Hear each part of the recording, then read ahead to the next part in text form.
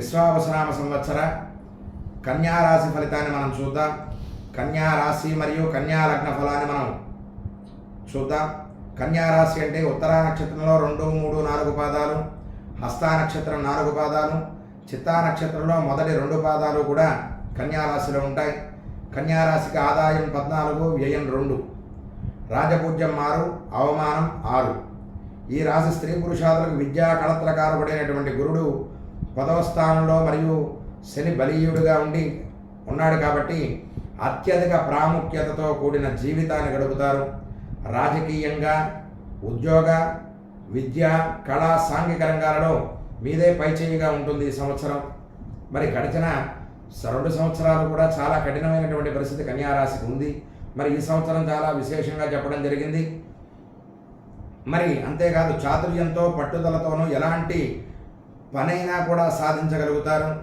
స్త్రీ పురుషాదులకు వశం చేసుకుని జీవితం గడుపుతారు. వాహన సౌఖ్యం, వివాహాదులు జరగవలసినటువంటి వారికి ఆశయాలను బట్టి తగిన వారితో సంబంధాలు ఏర్పడను. స్త్రీ ప్రభావం మీకు సహకరించును. భార్య ఇష్టప్రకారంగానే నడుచుకుంటుంది.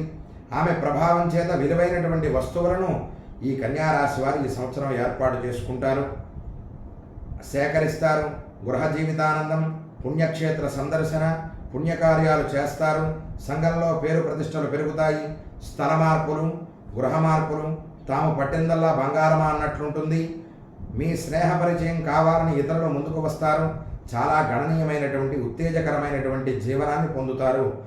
ఆదాయ అభివృద్ధి కన్యారాశి వారికి ఈ సంవత్సరం ఉంటుంది. గృహంలో శుభకార్యాలు కలిసి వస్తాయి.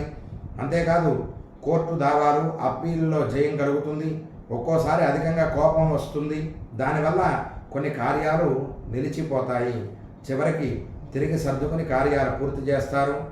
కాబట్టి మీకు మీరే శత్రువుగా ఉన్నారు. తన కోపమే తన శత్రువు అన్నట్లు ఈ సంవత్సరం కన్యారాశి వారికి అంతా బాగానే ఉంది, కానీ వారి యొక్క కోపావేశాల వల్లే ఇబ్బందులు అనేటువంటివి కలుగుతాయి.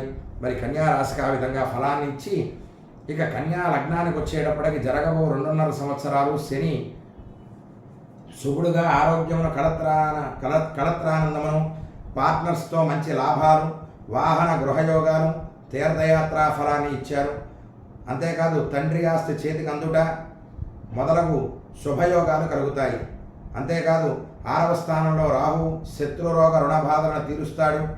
మే 14వ తారీఖు తర్వాత గురుడు రాజ్యస్థానంలో చేరటం వలన బంధమిత్ర విరోధాలు అధికంగా ఉండను.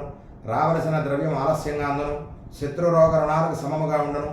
12వ స్థానంలో కేతువు ఉన్నందువలన కొంత వైరాగ్య దిశగా జీవితం నడుస్తుంది.